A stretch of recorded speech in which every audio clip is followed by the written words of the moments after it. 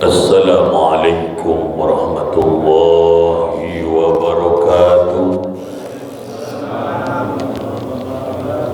Alhamdulillah wa syukrulillah wassalatu wassalamu ala rasulillah Muhammad ibn Abdillah wa la hawla wa la quwwata illa billah, amma ba'd. Para alim, para pengurus masjid yang kemuliakan, Bapak Ibu, para jamaah, calon ahlul jannah semuanya, adanallahu wa iyyakum ajma'in.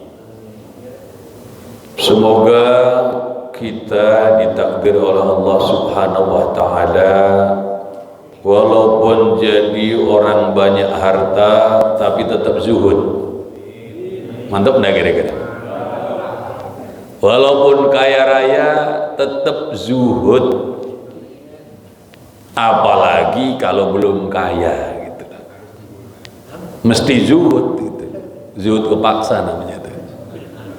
Mau zuhudnya itu sangkin sudah sampai, atau zuhudnya itu karena sedang riyadhah latihan zuhud, tapi memang penting pada jam yang mulia.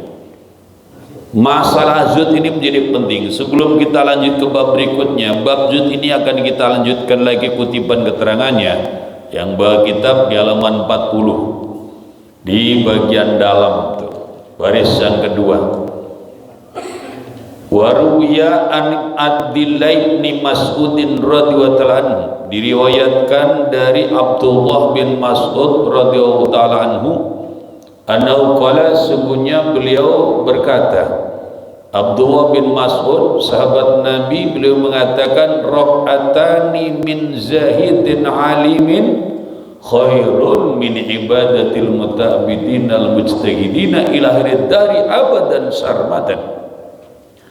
Raq'atani, dua rakaat, min zahidin alimin, dari seorang yang zuhud dan berilmu. Orang yang zahid dan alim itu harus lebih baik min ibadatil mutabidina, daripada ibadahnya orang-orang yang sedang berupaya ibadah, al mujtahidina, yang berusaha bersungguh-sungguh, ila akhir dahri, sampai kepada akhir masa, abad dan sarmadan, abadi selama-lamanya. Jadi para jamaah yang mulia, kalau kita ini belum memiliki sifat zuhud terhadap dunia, ibadah kita model apapun takkan bisa menyamai derajat orang-orang yang telah zuhud itu. Makanya hal ini penting. Di dalam kitab Kifayatul Atqiya, alhamdulillah di Darul Mu'ayid juga dikaji kitab ini. Nggak usah khawatir, wah Pak Ustadz tuh ngajarin zuhud, wah ngajarin jadi orang miskin dong. Siapa bilang? Zuhud itu adalah kosongnya hati dari kecintaan kepada dunia, bukan kosongnya tangan dari kepemilikan gitu.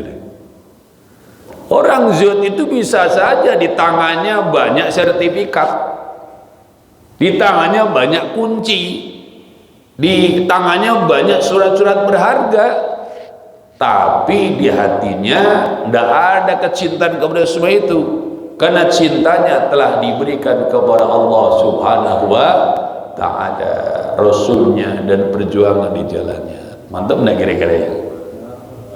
Cuma dua orang yang ada mantap. Gitu kenapa sih? Daripada ada orang cintanya kepada dunia begitu mendalamnya, tapi tangannya tidak ada apa-apanya. Ingin punya sawah luas, sawahnya belum punya. Ingin punya rumah megah yang sederhana aja belum kebeli.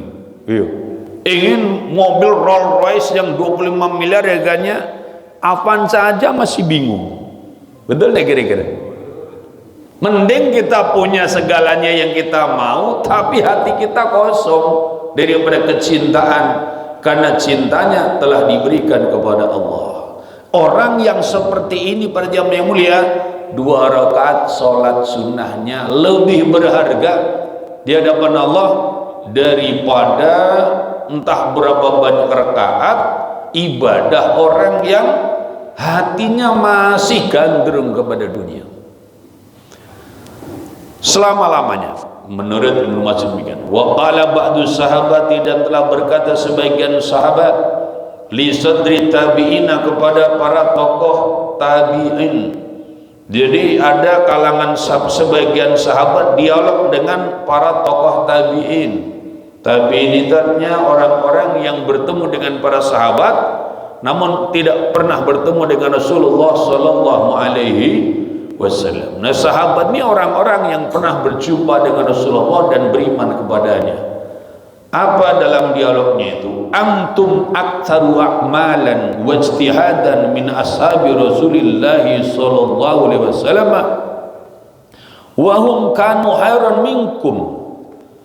Kata sebagian sahabat kepada para tokoh atau para orang-orang yang di kalangan terdepannya tabi'in, antum aktsaru amalan, engkau sekalian para tabi'in itu lebih banyak amalnya, wajtihadan, dan lebih banyak lagi perjuangannya ataupun kesungguh-sungguhannya, minashabi Rasulillah, daripada sahabat-sahabat Rasulullah sallallahu alaihi wasallam. Wahum kanu khairan minkum, wahum, sedangkan mereka para sahabat itu kanu ada yang mereka sahabat itu khairan, lebih baik, minkum, daripada kamu sekalian. Kalau bicara tentang lebih banyak amalnya, lebih banyak ijtihad atau kesungguhannya, itu tabi'in lebih banyak daripada para sahabat Nabi kita Muhammad sallallahu alaihi wasallam. Tapi dalam sisi nilai, para sahabat Nabi lebih baik daripada para tabi'in. Kanu khairan minkum, beliau para sahabat Nabi lebih baik daripada kamu sekalian, baik para tabi'in. Bila ditanyakan walima dalika, kenapa itu? Amalnya lebih banyak tabi'in, ijtihadnya lebih banyak tabi'in, tapi kenapa nilainya lebih baik para sahabat Rasul? Qala, berkata ya ba'du sahabat, kanu azhada minkum fid dunya. Kanu adalah para sahabat Nabi itu azhada, lebih zuhud, minkum, daripada kamu sekalian, fid dunya, di dalam dunia. Situ para jamaah yang mulia. Dan kalau kita cermati baik-baik, justru di tangan orang-orang yang zuhud itulah dunia ditaklukkan. Maka pada zaman para sahabat itulah mulai terjadi futuhat. Persia ditaklukkan dan diislamkan. Subhanallah. Padahal Persia itu kan, kalau sekarang ibaratkan Amerika ataupun Rusia gitu, superpower pada zamannya. Romawi juga ditaklukkan. Itu di zaman sahabat, di saat ketika orang-orang itu zuhud, justru dunia kemudian ditaklukkan. Sebab para sahabat Nabi itu kalau maju ke medan perjuangan, yang dicari adalah kesyahidan, kematian. Maka enak sekali panglima-panglima Islam zaman dulu kalau memberi peringatan kepada musuh-musuh Islam, akan aku kirim kepada kalian semuanya orang-orang yang mencari kematian, sedang kalian mencari kehidupan. Gitu ngomongnya. Ngeri dah kira-kira. Dan kalau ngadepin orang yang nyari mati, coba gimana caranya? Wah, berarti mereka mati dong. Sebaliknya, justru orang yang berani mati, apalagi cari mati, kadang-kadang malah dikasih hidup. Dan itu yang dikatakan Sayyidina Abu Bakar Siddiq mengenai fenomena seperti Sayyidina Khalid bin Walid yang ibarat tak mau ketinggalan dalam setiap perjuangan. Kata Sayyidina Abu Bakar, ikhris alal maut tuhbil hayat, lobalah engkau kepada kematian, engkau akan diberi kehidupan. Ketika zaman COVID yang sangat khawatir kepada COVID, malah yang kena. Sangkin begitu overnya dia di dalam takut dan kemudian hati-hati, itu malah yang kena. Kenapa? Karena secara psikologis mikirin terus gitu. Sono covid, sini covid, sono covid, kono covid, covid. Malah kena gitu loh. Gimana kira-kira? Ada di satu lembaga, ini pimpinannya sangat ketat urusan ini. Sampai ketemu santri aja suruh jauh-jauh gitu loh. Jangan dekat-dekat. Malah kena duluan. Tapi bukan berarti kita boleh sembrono. Namun demikian jangan sampai kemudian kita itu overdosis di dalam takut. Malah akhirnya bisa kena gitu. Para jamaah yang mulia, orang yang takut mati itu malah kadang-kadang cepat ketemu mati. Kenapa? Hati-hati. Kemarin tetangga kena gitu mati beneran gitu. Makanya kalau kita ini nanggungin orang sakit, jangan jujur. Sakit apa Pak? Sakit perut. Astagfirullahaladzim. Tetangga kemarin sakit perut mati dia tuh deh. Jadi ikut ketakutan. Para jamaah yang mulia, itu para sahabat Nabi zuhud, tapi malah dunia ditaklukkan di hadapan beliau-beliau. Sayyidina Abdurrahman bin Auf zuhud, tapi karena memang cetakannya cetakan orang kaya, dia tetap kaya, wafat pun dengan meninggalkan harta yang menurut sebagian riwayat kalau dirupiahkan 5 triliun. Banyak atau dikit? Masya Allah, belum pernah lihat.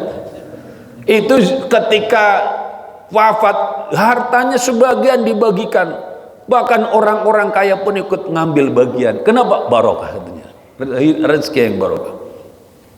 Para jamaah yang mulia, kemudian apalagi waqala kemudian waqala Abu Sulaiman Ad-Darani telah berkata Qala telah berkata, waqala dan telah berkata, oh gini nih, wa an ba'di sahabati, dan dari sebagian sahabat, itu juga qala telah berkata ya ba'du sahabat, tabakna meneliti oleh kami ala malakan amal-amal kullaha ya keseluruhannya amal-amal, falam nara maka tidak melihat oleh kami fi amri dunya di dalam urusan dunia wal akhirat dan akhirat ablawa akan yang lebih sampai ada yang lebih utama minaz-zuhdi daripada zuhud di dunia di dalam dunia. Para jamaah yang mulia, menurut sebagian sahabat setelah diteliti berbagai macam amal itu semuanya, kata beliau, kami tidak melihat di dalam urusan dunia dan akhirat yang lebih sampai dalam urusan dunia maupun akhirat itu daripada zuhud di dalam dunia. Orang kalau zuhud dalam dunia, tenanglah hidupnya, Masya Allah. Yang membuat kita itu tertekan itu sebetulnya kenapa? Karena hubbud dunia, bahkan ada juga karena tamak gitu loh. Ngelihat apa mobil lewat di jalanan itu sesek rasanya itu. Kenapa? Ya Allah, ini saya yang mobil model kemarin aja belum kebeli udah muncul mobil baru lagi itu. Stres dia tuh.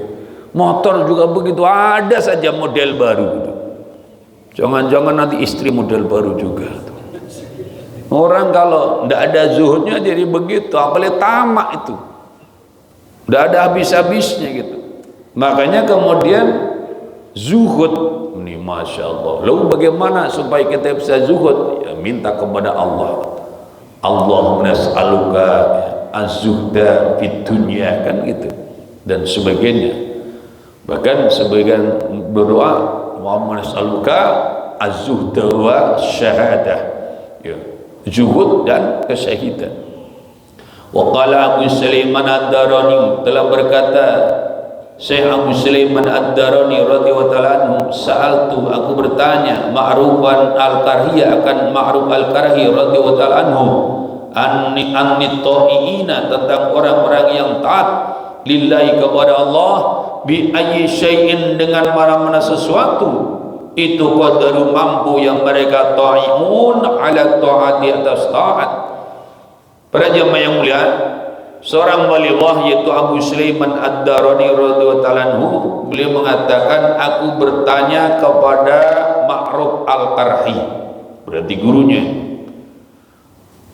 radhiyallahu anhu, anit-ta'ina lillahi, tentang orang-orang yang taat kepada Allah, bi ayyi syai'in qadaru ala ta'ati, dengan sebab apa beliau itu kok mampu taat gitu loh. Kita ini kalau mau taat kok rasanya berat, kadang-kadang tidak nyampe. Kok ada orang yang begitu hebatnya dalam taat, bahkan menikmati ketaatan, bahkan untuk sesuatu yang akal kita kadang sulit mencerna. Ada orang seperti Sayyidina Utsman bin Affan yang sholat sunnah 2 rakaat hatam Quran 30 juz. Di Masjid Alimah udah pernah ada yang melakukan. Alhamdulillah, mimpi aja kelihatannya belum pernah kita ini. Kemudian mengatakan, apa Pak, bisa Pak Ustadz seperti itu? Oh, kalau secara biasa tidak bisa, karena orang-orang yang seperti ini ruhnya sudah bukan lagi seperti ruh kita biasa. Ruhnya sudah benar-benar ruh khalisan liwajhillah, maka sudah tidak merasakan lagi yang namanya ta'abul basyariyah. Rasa lelah letih secara manusia biasa udah tidak ada. Yang musayyar sudah, dia dijalankan dalam kudrat Allah SWT, sehingga membaca Quran 15 juz di rakaat pertama, 15 juz di rakaat kedua, itu ya enteng-enteng saja gitu loh. Bukan atas kudrat iradatnya sendiri, namun bi kudratillahi ta'ala. Nah di situ, karena orang-orang yang sudah sampai pada derajat ini tak pernah merasa beramal, karena amal itu pun wujud dengan minnatullahi ta'ala, anugerah Allah subhanahu wa ta'ala. Dan para jemaah yang mulia, Syekh Sulaiman Ad-Darani itu, beliau bertanya, Abu Sulaiman Ad-Darani bertanya kepada Al-Arhi, bagaimana itu orang-orang yang taat kok bisa mampu mereka menjalankan ketaatannya? Faqala, lalu berkata ya Abu Sulaiman Ad-Darani, bi'ihrajid dunya, dengan mengeluarkan dunia, min qulubihim, dari hati-hati mereka, walau kana, dan kalau ada sesuatu mina daripada dunia, fi qulubihim, dalam hati mereka, masahat, maka tidak benar atau tidak sah, lahum, bagi mereka, sajdatun, oleh satu sujud. Masya Allah, pantesan kok ada orang begitu kuat sujud, kuat sholat, kuat tilawah, kuat ini, kuat itu. Pantesan, kenapa? Karena di hatinya sudah tidak ada lagi hubbud dunya, sudah tidak ada lagi hubbul aghyar, sesuatu yang selain Allah. Dalam hatinya adalah kecintaannya kepada Allah, atau bahasanya kecintaannya adalah kepada iman. Makanya kalau kita ingat baik-baik ya, yang haji, yang umroh, ketika tawaf kan baca doanya. Ya kita baca bareng-bareng. Bayangkan kita rombongan umroh ini. Bismillahirrahmanirrahim. Allahumma habib ilainal iman wa zayyinhu fi qulubina wa qarrih ilainal kufra wal fusuqa wal isyan waj'alna minar rasyidin. Itu ketika kita tawafkan, di antara bacanya itu, ya Allahumma habib ilainal iman, ya Allah cintakan kami kepada iman, wa yazinhu fi qulubina, jadikan iman hiasan dalam hati kami, wa karih ilainal kufra wal isyan, dan bencikan kami kepada kekafiran, kefasikan dan kemaksiatan, waj'alna minar rasyidin, dan jadikan kami termasuk golongan orang-orang yang mendapat petunjuk. Coba bayangkan, dalam hatinya itu kecintaannya kepada iman. Maksudnya Pak, iman sebagaimana yang kita udah sering baca, amantu billahi wa malaikatihi wa kutubihi ya Allah wa rusulihi wa wa bil yaumil akhir wal qadari khairihi wa syarrihi minallahi ta'ala. La ilaha illa anta subhanaka inni kuntu minadh dhalimin. Bersama amantu billahi wa malaikatihi wa kutubihi ya Allah wa rusulihi wa bil yaumil akhir wal qadari khairihi wa syarrihi minallahi ta'ala. La ilaha illa anta subhanaka inni kuntu minadh dhalimin. Jadi ternyata orang-orang yang kuat ibadah, kuat taat karena dunia oleh Allah telah dikeluarkan dari hatinya, walaupun dunia itu ada dalam genggamannya. Para jamaah yang mulia, kita ini sekarang ngaji kitab Al-Hikam atau Syarah Al-Hikam. Al-Hikam yang kita baca ini syarah dari Imam Asy-Syarqawi dan Imam Ibnu Bat-Arundi. Nah, kitab Al-Hikam ini disusun oleh Imam Ibnu Athaillah. Imam Athaillah punya guru namanya Syekh Al-Mursi, Abu Al-Abbas Al-Mursi. Syekh Abu Al-Abbas Al-Mursi punya guru namanya Imam Asy-Syadzili, Abu Hasan Asy-Syadzili. Nah, Imam Asy-Syadzili ini adalah seorang waliullah, seorang yang zuhud, seorang yang ahli ma'rifat, tapi dalam hidupnya termasuk yang oleh Allah itu diberikan jalan hidup al-bastu, artinya lapang. Jadi beliau itu rumahnya bagus, kendaraannya bagus, makanannya enak, tapi zuhud gitu. Enak ya kayak gitu ya? Mau kayak gitu? Mantep banget itu. Nah, ketika ada yang bertanya, katanya kita ini zuhud, kita itu ma'rifat, tidak hubud dunia. Kok saya sukanya makannya yang enak, minum juga yang segar-segar, yang manis-manis, kendaraan yang bagus, pakaian juga yang baik. Kata beliau, kalau kita makanannya enak, pakaian yang bagus, kendaraan bagus, itu kalau pas mengucapkan alhamdulillah itu zahir batin. Jadi alhamdulillahnya itu jadi ngeresek banget itu. Alhamdulillahirabbil alamin. Itu loh. Tapi kalau orang itu hidupnya itu lagi sempit, tetap alhamdulillah. Namun alhamdulillahnya kadang-kadang suatu riyadhah atau suatu upaya gitu. Gimana Pak kabarnya? Alhamdulillah.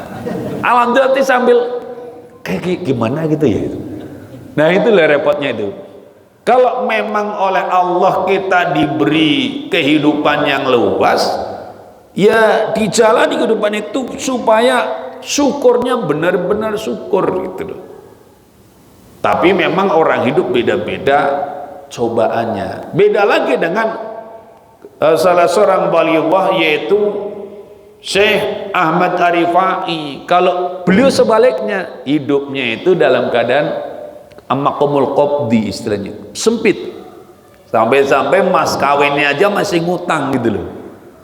Tapi dengan beliau hidupnya sempit, kadang-kadang dimarahi istri, tapi sabar jadi waliullah. Dulu yang satu ada orang hidupnya dalam keadaan berkecukupan ya jadi wali, ada yang hidupnya kesusahan ya jadi wali. Yang penting jadi wali wah itu loh. Nah kita wali murid, wali santri itu. Nah, maksudnya pada zaman yang mulia, hidup orang itu memang beda-beda. Maka pandai-pandailah kita mengenali diri, kemudian kita lakukan amalannya yang sesuai. Ya, kalau memang kita diberi keluasan, ya tidak apa-apa hidup luas seperti Imam Masyadili, namun jangan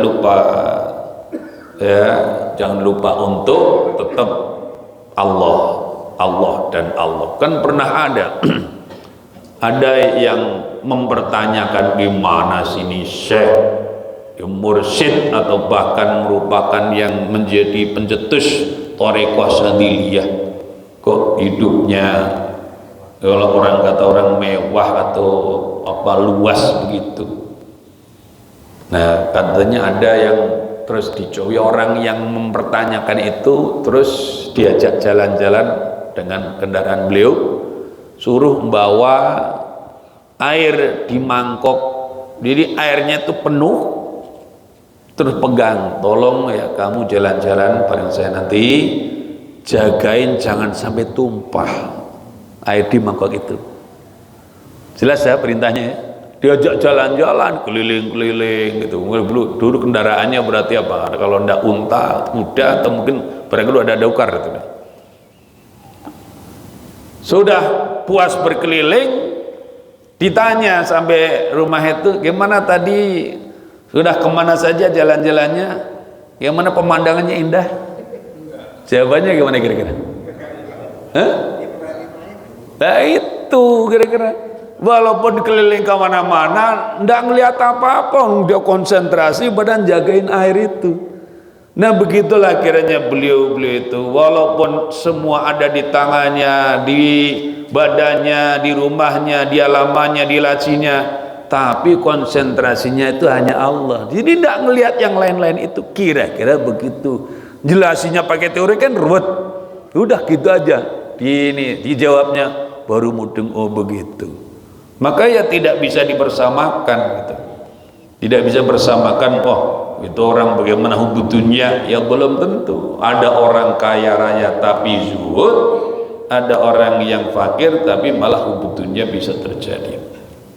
Para jamaah yang mulia, kemudian ada lagi waqala Syekh Abu Abdullah Al-Qurashi telah berkata, Syekh Abu Abdullah Al-Qurashi radhiyallahu ta'ala anhu, saka ba'dun nasi, mengadu sebagian manusia li rajulin kepada seorang laki-laki minas salihina dari kalangan orang-orang saleh, anna sungguhnya ia itu yang malu beramal akmal albiri akan amal-amal kebaikan, wala yajidu dan ia tidak menemukan halawatan akan rasa manis fi qalbi dalam hatinya. Ini marek para jamaah yang mulia, Syekh Abu Abdullah Al-Qurashi radhiyallahu anhu, beliau mengadukan kepada sebagian manusia, maksudnya adalah Syekh Abu Abdullah Al-Qurashi radhiyallahu anhu mengatakan, sakabatu nasi li rajulin minas salihin, ada sebagian orang yang mengadu kepada seorang yang soleh.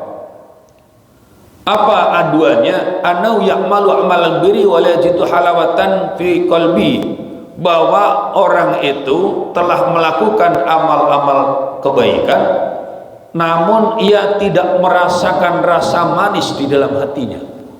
Mestinya kita ini kalau melaksanakan amal taat ada rasa manis atau tenang, tentram, bahagia, bangga, syukur. Tapi ini enggak.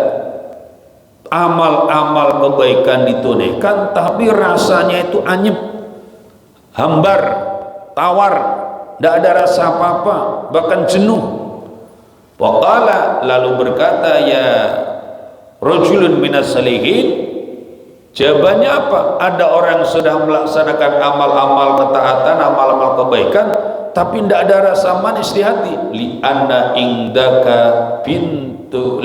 indaka pinta iblisa, karena sesungguhnya di dalam dirimu itu ada anak perempuan iblis. Ada siapa? Di dalam dirimu itu ada anak perempuan iblis. Anak siapa? Anak perempuan iblis. Wahia ad-dunya, yang dimaksud anak perempuan iblis itu adalah dunia. Apa itu dunia? Apa saja yang membuat kita itu lupa kepada Allah, menjauh dari Allah, membuat kita itu tidak bersungguh-sungguh takut kepada Allah, itulah dunia. Wala budda lil abi ayazura ibnatahu fi baitiha, dan tidak bisa tidak seorang bapak akan menziarahi atau menengok, menjenguk anak perempuannya di dalam rumahnya tersebut. Coba kita ingat baik-baik itu tadi. Ada orang ibadah, taat ibadahnya, rajin ibadahnya, tapi hatinya kosong, tidak ada rasa manis, tidak ada rasa bahagia, tidak ada rasa tenang tentram. Kenapa? Kata rajulun minas salih itu, karena di dalam dirimu itu ada anak perempuan iblis. Anak perempuan iblis itu namanya dunia. Dan tidak bisa tidak bapak akan nengokin anaknya di rumahnya, dan rumah anak itu adalah wahia atau wahwa qalbuka, ia adalah hatimu. Wala yukthiru dukhuluhu ila fasadan, dan tidaklah akan berpengaruh masuknya iblis itu kecuali kerusakan. Jadi para jemaah yang mulia, karena dalam hati manusia itu ada hubbud dunya, maka iblis itu sebagai bapaknya dunia akan bolak-balik nengokin anak perempuannya itu, dan tiap kali iblis masuk ke dalam hati, maka ia akan memberi pengaruh keburukan. Na'udzubillah min dzalik. Wa kana Abu Muhammad bin Ibnu Sahl radhiyallahu anhu yaqulu, dan adalah Abu Muhammad bin Sahl radhiyallahu anhu yaqulu, ia berkata, yuqtaz zahidu thawabal ulama'i wal ubbadi thumma yuksamu alal mu'minina thawabu a'malihi. Ini ada Syekh Abu Muhammad bin Sahl radhiyallahu anhu, beliau mengatakan yuqtaz zahidu thawabal ulama'i wal ubbad, orang yang zuhud itu diberikan oleh Allah pahala ulama dan pahala orang-orang yang ahli ibadah. Thumma yuksamu 'alal mu'minina thawab a'mali, kemudian Allah berikan kepada orang-orang yang beriman, Allah bagikan kepada orang-orang beriman pahala daripada amal-amalnya orang yang zuhud tersebut. Oleh karena itulah kemudian dikatakan qala wala yura fil qiyamati ahadun afdalu min dhi zuhdin alimin mubarin, dan tidaklah dilihat di hari kiamat seseorang yang ia lebih utama daripada orang yang memiliki kezuhudan, memiliki kealiman dan kewaraan. Masya Allah, moga-moga kita ini ada waktunya, nanti pada waktunya, dalam waktu yang tidak lama lagi diberikan Allah, walaupun kehidupan dunia kita serba tercukupi, namun hati kita tetap dalam kezuhudan. Karena orang yang memiliki zuhud, yang memiliki ilmu, yang memiliki warok di akhirat adalah orang yang akan dilihat sebagai orang yang paling utama. Tak ada yang bisa mengunggulinya dari kalangan manusia. Alhamdulillah. Nah, kalau kita ini sudah mulai kebayang, ya Allah, alangkah beruntungnya kalau hamba-Mu ini Engkau berikan sifat zuhud, Engkau berikan ilmu, Engkau berikan warok, dan kemudian kita berdoa, ya Allah, berikanlah kepada hamba-Mu ini, keluarga hamba-Mu ini, ya Allah, sifat zuhud, ilmu, warok, ya Allah. Nah, itu tanda-tanda, sebab kapan saja kita ini mulai mau berdoa, berarti tanda-tanda Allah akan memberi. Dalam kitab Hikam ini nanti katamu mata atlaq lisanaka bitalabi fa'lam anahu yuridu ayyubiyaka. Kapan saja Allah lepaskan lidahmu untuk meminta, maka ketahuilah sesungguhnya Allah sedang berkehendak untuk memberi. Jadi ngomong-ngomong, duluan doanya ataukah duluan kehendak Allah kalau memberi? Kira-kira duluan mana? Duluan doa manusia atau duluan Allah yang hendak memberi pada hambanya? Duluan mana? Duluan kehendak Allah. Makanya begini para jamaah yang mulia, ada orang yang tidak meminta diberi oleh Allah. Betul? Berapa banyak orang tidak minta tapi diberi? Karena memang Allah terdahulu memberi kepada hambanya. Lalu untuk apa kita itu berdoa? Orang itu kalau berdoa menandakan bahwa ia akan diberi. Mohon maaf nih, ada di sini yang belum umroh? Ada yang belum umroh? Saya bisa mendeteksi siapa yang kiranya akan segera berangkat umroh, yaitu yang sudah mulai berdoa minta oleh Allah diberangkatkan umroh. Walaupun tabungan belum ada, walaupun apa istilahnya bekal materi belum ada, tapi dia sudah minta kepada ya Allah, hamba sangat merindukan Haramain Makkah Madinah, hamba ingin bisa tawaf di sekeliling Ka'bah, bisa sa'i Safa Marwah, bisa wukuf di Arafah, bisa ziarah makam Rasulullah. Ya Allah, doa seperti itu sampai nangis-nangis gitu. Itu tanda-tanda bahwa orang ini sudah mau diberangkatkan oleh Allah ke tanah suci. Kenapa? Karena itu ada keterangan dalam Mutawalikam, mata atlaqa lisanaka bitalabi fa'lam anahu yuridu ayyutiyaka. Kapan saja Allah lepaskan lidahmu untuk meminta, maka ketahuilah sesungguhnya Allah sedang berkehendak untuk memberi. Kalau orang itu kadang-kadang ya, doa saja itu tidak kepikiran gitu. Karena dalam angan-angannya pun kayak tidak ada, tidak mungkin. Padahal kalau yang namanya doa kan mintanya kepada Allah, minta saja, tidak suruh bayar kok. Makanya kalau guru kami Agim kan sering mengajarkan kepada santri, minta sedikit kepada Allah, minta banyak kepada Allah, minta yang banyak saja kepada Allah, gitu loh.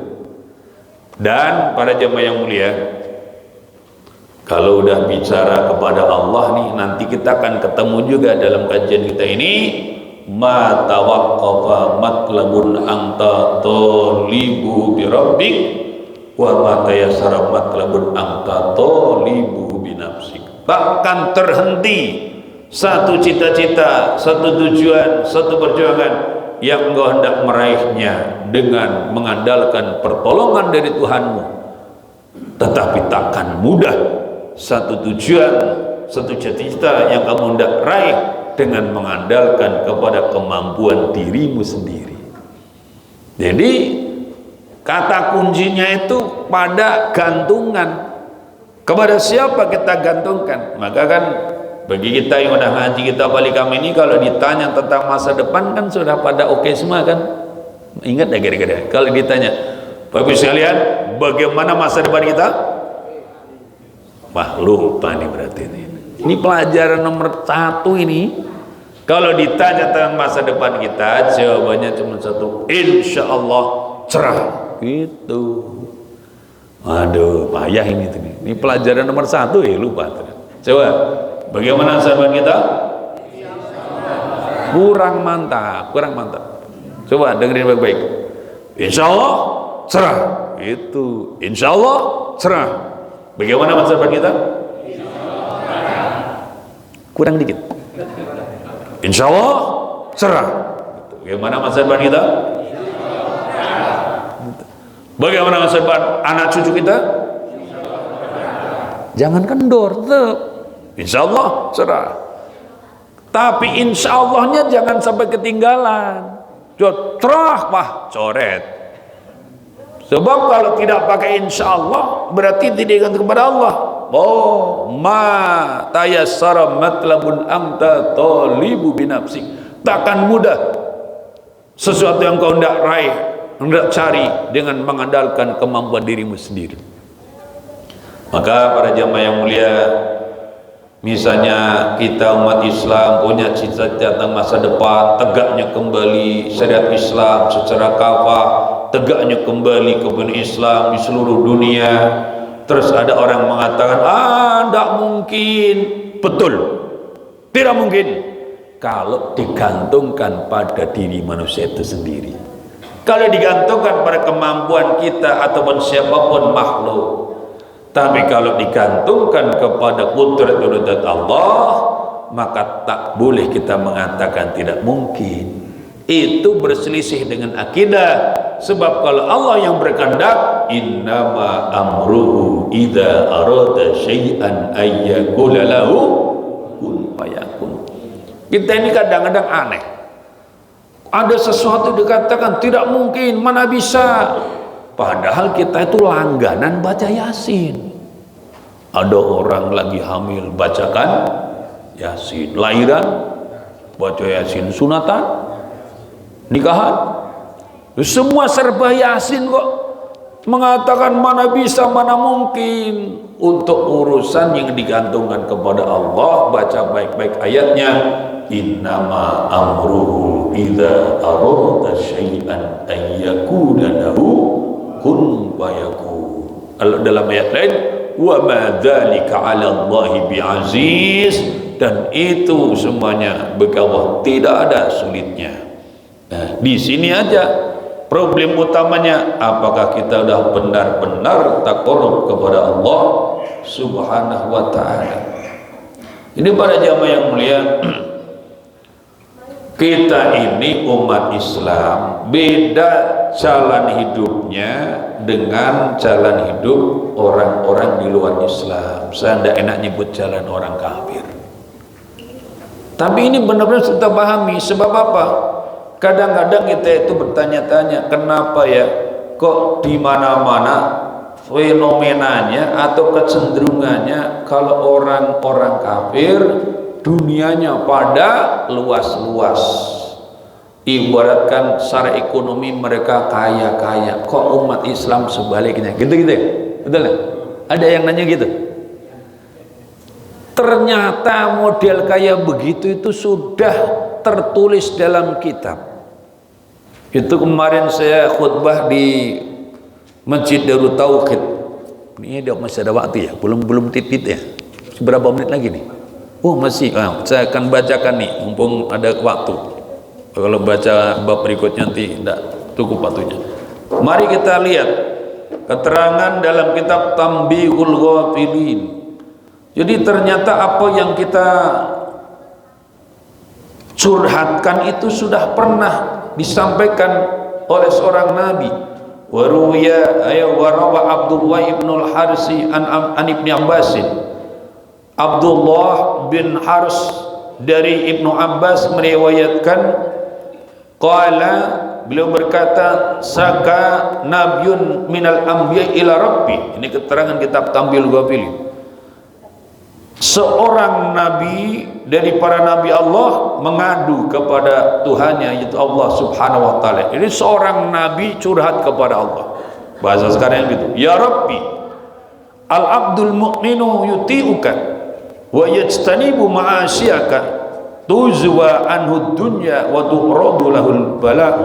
Wahai Tuhanku, seorang hamba yang beriman, seorang muslim, itu ia taat kepadamu dan ia menjauhi perbuatan-perbuatan maksiat, perbuatan berdurhaka kepadamu. Engkau jauhkan ia dari dunia dan engkau hadapkan ia kepada bala. Orang yang beriman, ahli ibadah, ahli taat, orang Islam, kok malah cenderung dari dunia dia jauh, dekatnya malah dengan bala. Dan sebaliknya, wa yakunul abdul kafiru la yuti'uka, sedangkan orang yang hambamu yang kafir itu ia tidak taat kepadamu, wa yajtari'u ala ma'asyika, dan ia berani melakukan perbuatan durhaka maksiat kepadamu, tuzwa'un bala'u wa tubsatul dunya, engkau jauhkan ia dari bala dan engkau lapangkan ia untuk urusan dunia. Apa ini? Kok yang kafir, yang maksiat, kafir yang berani melakukan perbuatan durhaka kok malah jauh dari bala, malah luas dalam dunia. Fahallahu ta'ala ilaihi, lalu Allah subhanahu wa ta'ala memberikan wahyu kepada nabinya. Dicermati baik para jamaah yang mulia, innal ibadali wal bala'ali, sesungguhnya para hamba itu juga hambaku dan bala itu juga balaku. Ternyata bala itu juga balanya Allah, wa kullun yusabbihu bihamdi, dan masing-masing juga bertasbih dengan memuji kepadaku. Para jemaah yang mulia, ternyata bala itu juga bertasbih kepada Allah. Jadi Covid bertasbih kepada Allah, gempa tasbih kepada Allah, tsunami tasbih kepada Allah, angin topan tasbih kepada Allah. Masing-masingnya bertasbih kepada Allah dan memuji kepadanya. Wa yakunul mu'minu alaihi minad dunubi, maka orang yang beriman itu adalah ia juga memiliki dosa-dosa. Fa azwi anud dunya, lalu aku jauhkan ia dari dunia. Wa aridu lahul bala, lalu aku hadapkan ia kepada bala. Fa yakunu kafaratan lidunubihi, lalu bala itu menjadi kafarah, menjadi penutup, menjadi penghapus daripada dosa-dosanya. Atayalqani, sehingga ia menjumpaiku, wajhi biasa nanti, lalu akan aku balas kebaikan-kebaikannya. Jadi para jamaah yang mulia, cobaan-cobaan dalam hidup itu adalah Allah sedang menghapuskan dosa-dosa kita, supaya nanti kita menjumpai Allah dalam keadaan tidak punya bahkan satu pun dosa. Itu sistem hidup umat Islam. Jadi umat Islam kalau dia cuma kerja dan kerja tapi tidak mau ibadah, tidak akan tercapai kehidupan yang bahagia, kehidupan yang mulia itu tidak akan. Wah, ada Pak, orang agamanya Islam, dia tidak ibadah tapi sukses. Itu istidrat, kehidupan dia udah dipersamakan dengan orang kafir. Bagaimana orang kafir? Wa yakunul kafirul hasanatu, dan orang kafir itu dia punya kebaikan-kebaikan. Waqsulahu fi rizki, maka orang kafir itu kalau dia punya kebaikan dibalas oleh Allah dalam bentuk luasnya rizki. Lalu bagaimana dengan kejahatan dan kezalimannya? Fasbiyanul bala'an, lalu aku jauhkan ia dari bala. Atayalqani, sampai ia menjumaiku. Wajhi bisiyati, lalu akan balas ia dengan segala kejahatan-kejahatan itu. Orang kafir pada jamaah yang mulia, kejahatannya oleh Allah diabaikan di dunia, dibalas tuntas di akhirat. Kembalikan dengan orang Islam. Semoga kita semuanya diselamatkan oleh Allah Subhanahu wa taala, diberikan kecukupan kehidupan dunia kita, namun tetap diberikan kezuhudan, kealiman dan kewaraan. Alhamdulillah. Al-Fatihah. A'udzu billahi minasyaitonir rajim. Bismillahirrahmanirrahim. Alhamdulillahirabbil alamin, arrahmanir rahim, maliki yaumiddin. Iyyaka na'budu wa iyyaka nasta'in. Ihdinas siratal mustaqim. Siratal ladzina an'amta 'alaihim ghairil maghdubi 'alaihim waladdallin. Assalamualaikum warahmatullahi wabarakatuh. Assalamualaikum warahmatullahi wabarakatuh.